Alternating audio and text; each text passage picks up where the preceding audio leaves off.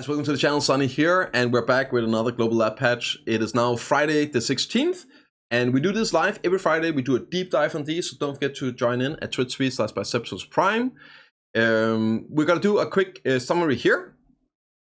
Also, a quick note about the global lab patch. Normally, it comes out Fridays, global lab. Then on Wednesday, most of this, not all this, should be out in Korea, and we should be getting it all the following Wednesday, so that will be 12 days from today. Also, you can find the patch notes in the description from Black Desert Foundry. Did I miss the Debo taps? No, not yet. We're about to do that. Right, so quick look at the patches here. We got some Guild League, Wolf the Roses, item simplification. That's the big one today. Some other item changes, and there are some huge stuff there. It's most about items today in today's patch, but it's really good. It's really big stuff. And then some mono changes, mount changes, UI improvement system, and all that. There's no class changes today. Hopefully, it's because of the other stuff, the item simplification being like really big. And hopefully we get a big patch of class changes next week. I'm excited to see where they go with the PvP changes at least, but let's cover this here for now. For Guild Leagues, they're adding 2 new maps. So they are adding the Elder's Bridge, which is very much like an Aram run it down mid map. And then you have Cappadocia area as well, which is very similar. So this is very different maps. I'm not a huge fan of these, but it is a different style of team comp. Some classes that will function really well on these different type of maps and team comps compared to the big open range maps. This would probably be a lot better for range classes. So it would change the meta a bit. When you queue up, you don't know what kind of map you're going on, and they're very different. So you might want to have a more balanced team comp if you're trying to have like a high win rate across the board. So this might shape things up a bit. Again, it's gonna be running it down mid. It might be a lot of fun, but it's also gonna be different. Not exactly the best flanking maps for red classes. So we'll see what happens. Excited to try new stuff out. But personally, I definitely have a favoritism towards the current maps, but more is always nice. And they are asking feedback about the stuff as well, once we get to play them and try them out. So potentially, if they're really bad, they might disable them like they did with Arena Solar maps. Next up is some Wolf the Roses improvements. It's been out now in NA, Europe, Taiwan, Hong Kong, and Macau and Japan. And they are doing some quick updates here. There is going to be this weekend, I believe, the second round of Wolf the Roses in NA and EU. And there has been some updates since last time that we get to playtest this weekend. So there's nothing big today, but there is some updates to like stable functions and getting your mounts easier, which is great to keep the speed and the momentum of the fights going. The War of the Roses rewards are now going to be handed out after the fight, so you don't have to wait for a week to get them. Right, now let's get to the big stuff. The big thing for today is the item simplification. The first thing they're doing here is focusing on the materials for the Tinchina boss gear. They are unifying all the latent boss hours and the concentrated boss crystals into just one. They're also doing it with the concentrated boss hours for each boss. There's only going to be one type now, and you can see here, they're just all going to be that one. They did make sure, and it is listed down below, that you can still take your 100 hours and exchange it for any of the boss items that you want, or you can directly and instantly turn them into movement fragments. So nothing will really change. This just cleans up the inventory, makes them stackable. It also means, which is kind of big, for players trying to make some of the pinned boss items, you now have anyone available. Previously, it was way harder getting the Oragons and the Griffin fragments because they were weekly bosses. So now, as long as you do all your bosses, your Rift and everything, they will all be used for the same, so you should be able to get this way quicker for your first or maybe second pinned Tinchina boss item, if that's something you are building towards. They're also doing it with the reform stones for weapons and armors, making them into one. Here they're just covering like all the conversion rates and everything, making sure that they have everything remembered. It's just basically the details about the change. For other items, they are making it so you can get the byproduct, the blast leaf, when doing farming, whenever you are pruning your crops, and they are removing the the box whenever you're doing it. They're kind of removing all those trade items from the game. So less inventory clutter and weight issues on your farming alt. Some monster changes here. Whenever you're doing the solar energy on the Pig King on C6 and C7, you can actually see the HP bar now. Should be a bit more intuitive if it's your first time doing it and you don't exactly know what's going on there. So great change. It was weird you couldn't see HP to begin with, but you'll be able to not actually change the mechanics or anything. This doesn't matter.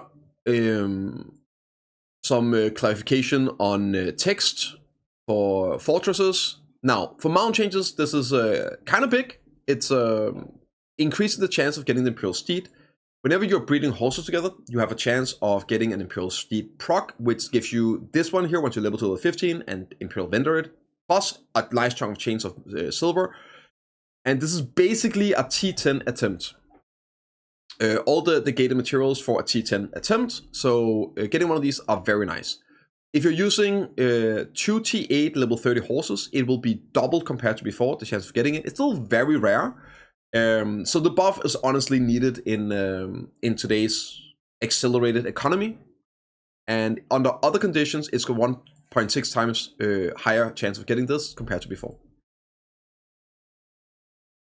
Now this right here is the reason that despite not seeing class changes today, I am not in a bad mood.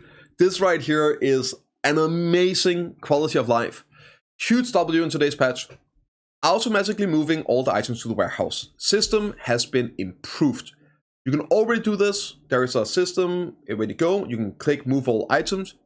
You can also exclude specific items that you want to keep in the inventory and all. However, in addition to the automatically add to current warehouse function, the automatically add to all warehouses has been added.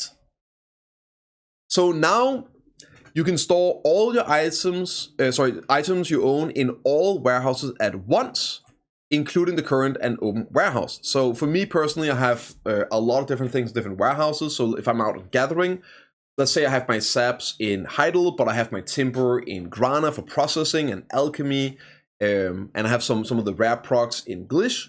I just click now instead of moving through all of them. It will send also my armor stones and hearts and sharps up to my enhancing storage. One click, it's done. You can see here how it looks. Also, it looks to now be giving you this pop-up, so you can see all the items it's going to move. Hopefully you can just right-click one of these if you don't want them to be moved at the time. You can click it, boom, send them all over. Amazing. Absolutely amazing. And PA thought of it all. If the same item is stored in multiple village warehouses, which is very common, it will be moved to the warehouse with the highest quantity. So again, just perfect. Super happy about this feature. The simplification as well. Huge W, great quality of life. But wait, there is more. They are also adding a view warehouse usage history. So you can now open up your warehouse and you can see 500 transactions in your warehouse, either putting items in or taking them out. In case you lose track of an item, oh, where did I put this? What item did you use to? I have, for example, 2 holes in my inventory right now, my witch, because of the moving function, and I have no idea what items used to be there. So I would be able to now, I accidentally moved some items into a warehouse I didn't want to. Check the log. Oh, this item, that was the one. Get it out, put it back in. Super nice quality of life whenever you do something that you weren't meaning to do. Yeah, absolutely great. There's some other UI improvements here with the guild ranking match the current UI system. And now you can finally search using the enter key. Currently, you have to click the search button to actually use it. Super annoying. They also fixed some of the search function here. The control F will now not close.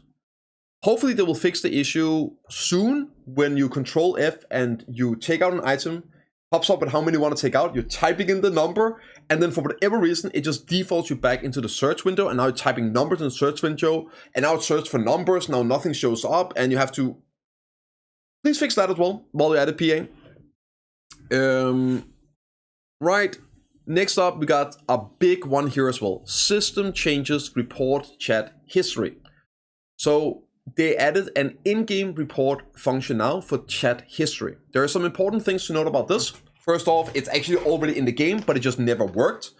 So instead of going on the homepage, logging in, going onto the ticket, writing out a ticket, taking a screenshot, uploading a screenshot, and all of this, if you want to report someone for TOS breaking in chat, you can now click and you can directly from the chat file the ticket.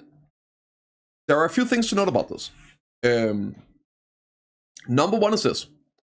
To ensure a clearer confirmation of your report, the contents of the conversation before and after the conversation and the conversation of the adventurer who submitted the report are automatically collected and submitted together. So they will be looking at context in the chat, and also it doesn't mean that you get to bait out people by saying horrendous shit to them and then they respond to it and then you report them. You will be reporting yourself every time you use this function, so you will have your own chat logs looked at to avoid or at least reduce people trying to use this for abuse and baiting things out. So yeah, also do remember, just because people report players, it doesn't mean that they are correct in their reports. So there's still a TOS to be followed, right? So reporting someone for saying a curse word or whatever, sure, you can report them, but it doesn't mean that they're going to be taking actions. It doesn't mean that they broke the TOS.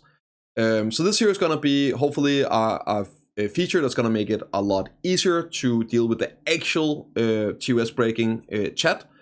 Yep, honestly, about time it came. So here is quick how it works. There's here you can click on somebody, you can go down and you can report.